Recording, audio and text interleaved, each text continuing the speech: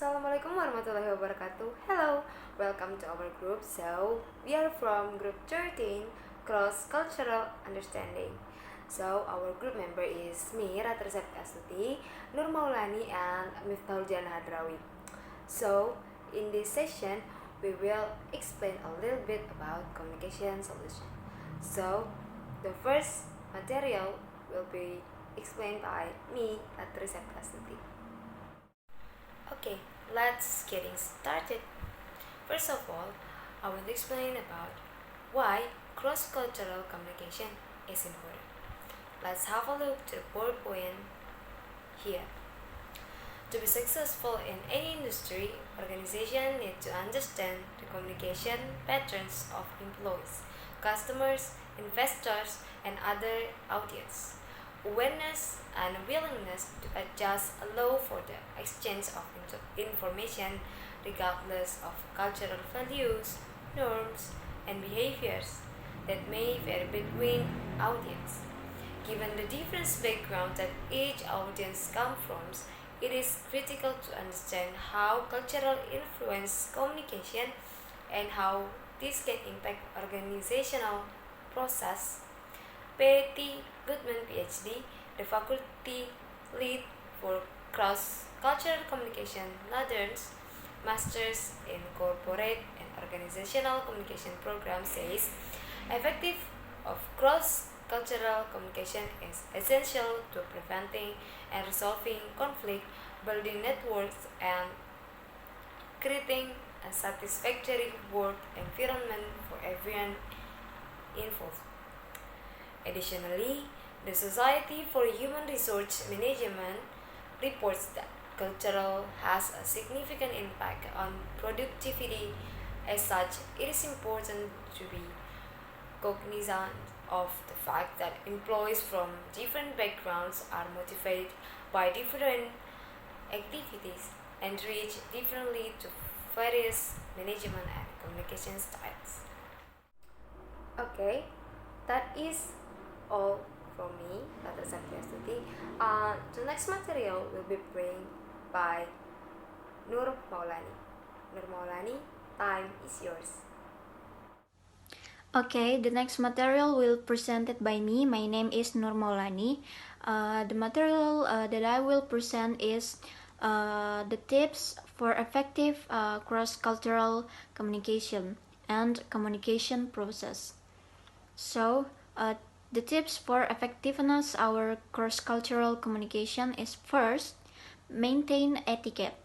So many cultures have specific etiquette around the way they communicate. Before you meet, research the target culture first, or if time allows, do some cross-cultural training. For example, many cultures expect a degree of formality at the beginning of communication between individuals. Every culture has its own specific way of indicating this formality. So the next is avoid slang. Not even the most educated non-native English speaker will have a comprehensive understanding of English slang, idioms, and saying. They may understand the individual words you have said, but not the context or the meaning.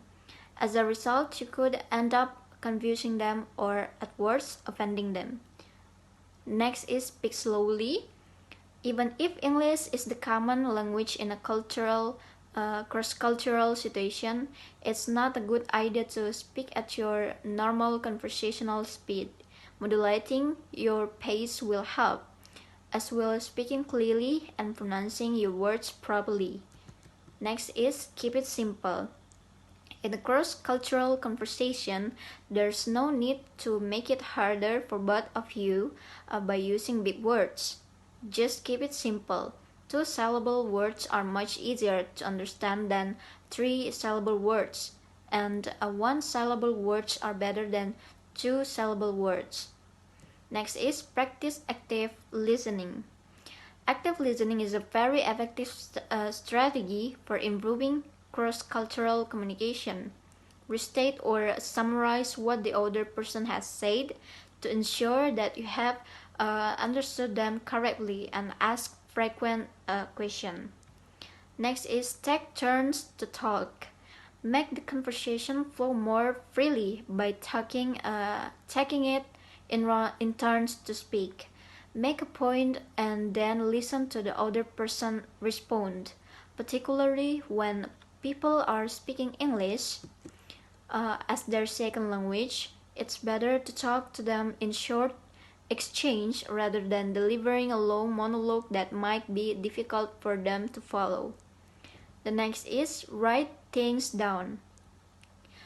If you are not sure whether the other person has understood you properly, write it down to make sure. This can be particularly helpful when discussing large figures. The next is avoid closed question. Don't phrase a question that needs a yes or no answer. In many cultures, it is difficult or embarrassing to answer in the negative, so you will always get a yes, even if the real answer is no. Ask open-ended questions that require information as a response instead. And the next is be careful with humor. Many cultures take business very seriously and believe in behaving professionally and following protocol at all times. Consequently, they don't appreciate the use of humor and jokes in a business context. If you do decide to use humor, make sure it will be understood and appreciated in the other culture and not cause offense. Be aware that British sarcasm usually has a negative effect abroad. And the last tips is be supportive. Effective cross-cultural communication is all about all parties feeling comfortable. In any conversation with a non-native English speaker, treat them with respect. Do your best to communicate clearly and give them encouragement when they respond. This will help build their confidence and trust in you. The next material is communications process. Communications is a continuous process which mainly involves three elements, which is sender, message, and receiver. So I will explain the elements involved in the communication process. First is sender. The sender or the communicators generates the message and conveys it to the receiver. She or he is the source and the one who starts the communication. Second is message. It is the idea, information, view, fact, feeling, or etc. that is generated by the sender and then intended to be communicated further. Third is encoding. The message generated by the sender is encoded symbolically, such as in the form of words, pictures, gestures, and etc. before it is being conveyed. Fourth is media. It is the manner in which the encoded message is transmitted. The message may be transmitted orally or in writing. The medium of communication includes telephone, internet, post, fax, email, and etc. The choice of medium is decided by the sender. Fifth is decoding. It is the process of converting the symbols encoded by the sender. After decoding, the message is received by the receiver. Sixth is receiver. She or he is the person who is last in the chain and for whom the message was sent by the sender. Once the receiver receives the message and understand it in proper perspective and acts according to the message, only then the purpose of communication is successful. And the seventh is feedback. Once the receiver confirms to the sender that she or he has received the message and understood it, the process of communication is complete. And the last is noise. It refers to any obstruction that is caused by the sender, message, or receiver during the process of communication. For example, bad telephone connection, faulty encoding, faulty decoding, inattentive receiver, poor understanding of message due to produce or inappropriate gestures, or etc. I think that's all from me. Thank you. Okay, that is the presentation from Nur Maulani. The next presenter, the last but not least, is Miftahul Jannah. Miftah, time is yours. Okay, the last presented by me. My name is Miftahul Jannah, and then the material about types of communication. The first, formal communication. Formal communication are the one which follow through the official channel designs in the organizational chart. It might take place between a superior and subordinate, and a subordinate and a superior are among the same card employees or managers. Thus, communication can be oral, in writing, and then are generally recorded and filed in the office. Formal communication might be further classified as vertical communication and horizontal communication. Vertical communication, as the name suggests, follow vertically upwards or downwards through formal channels. Upward communication refers to the flow of communication from a subordinate and to superior, whereas downward communication follows from a superior to a subordinate. Application from grade of leave. Submission of a progress report. Requests from last, etc. are some of the example of upward communication, sending word to the subordinates, informing them about company policies, etc. are some example of downward communication. Horizontal communication.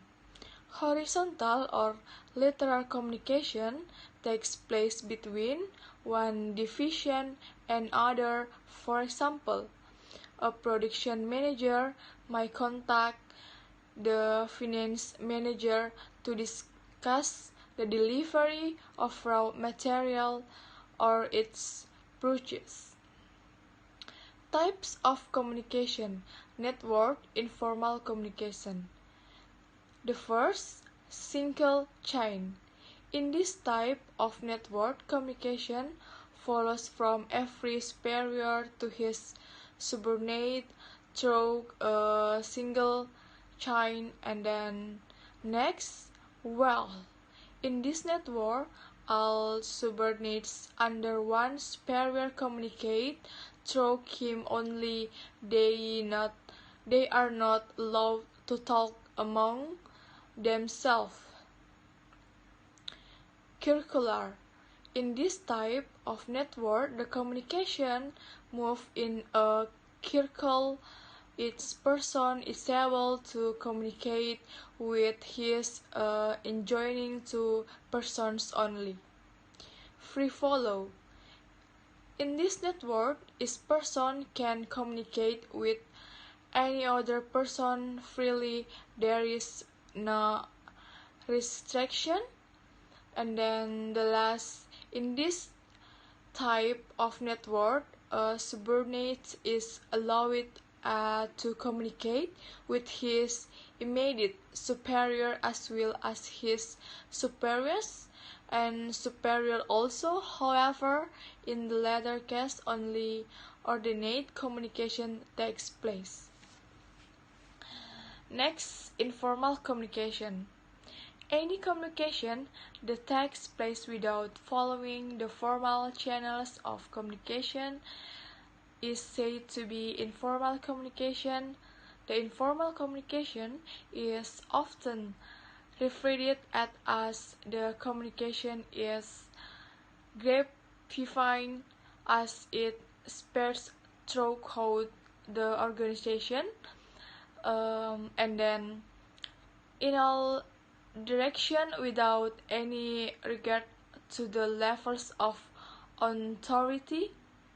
The informal communication spread rapidly often gets distorted, and it is very difficult to detect the source of such communication.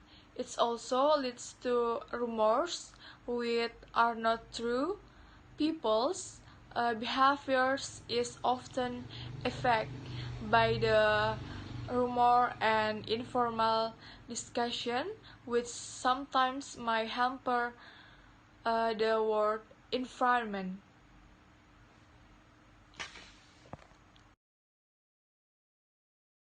About barriers to communication. The communications barriers might prevent communication or carry incorrect meaning, due to which misunderstanding might be corrected. Therefore, it is essential for a manager to identify such barriers and take appropriate measures to overcome them.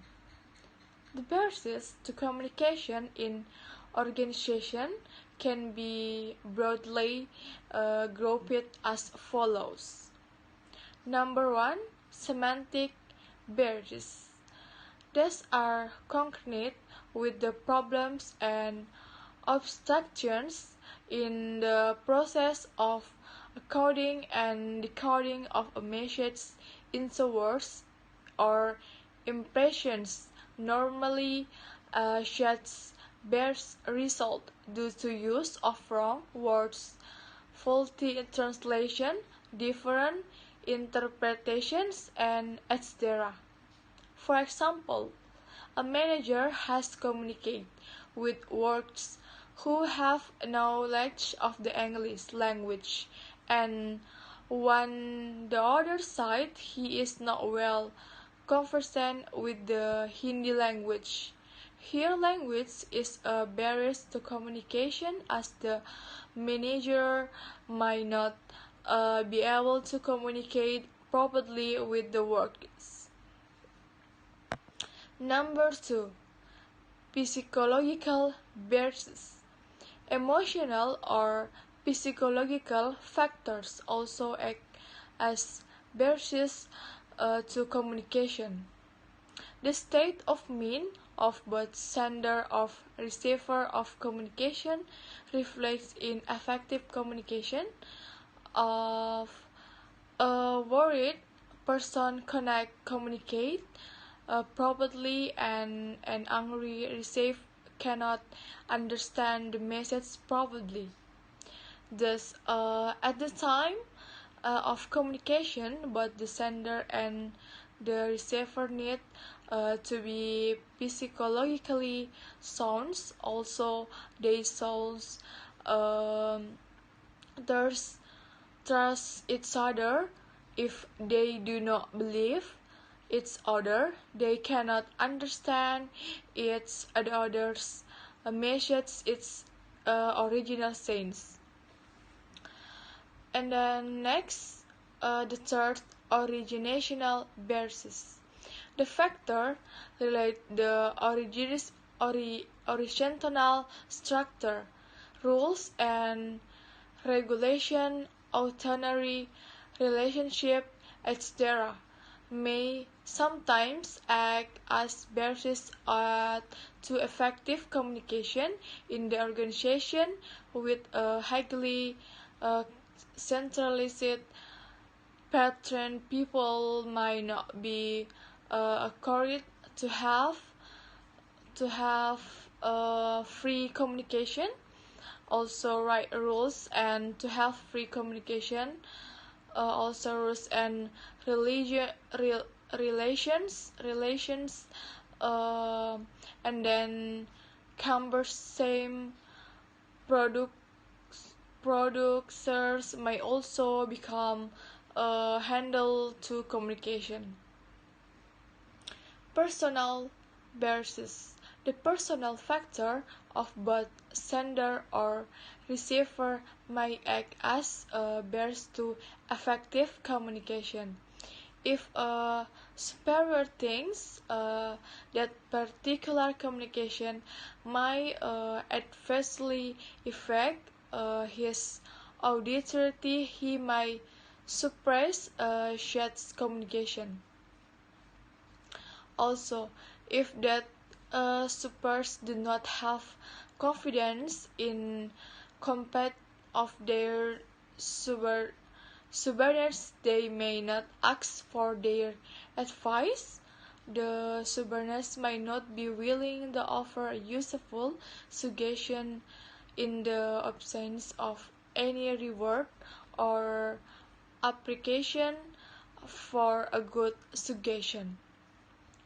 Okay, I think enough. Wassalamualaikum warahmatullahi wabarakatuh. Okay, class, we think it's enough for today. Thank you for your kind attention. Assalamualaikum warahmatullahi wabarakatuh, and thank you.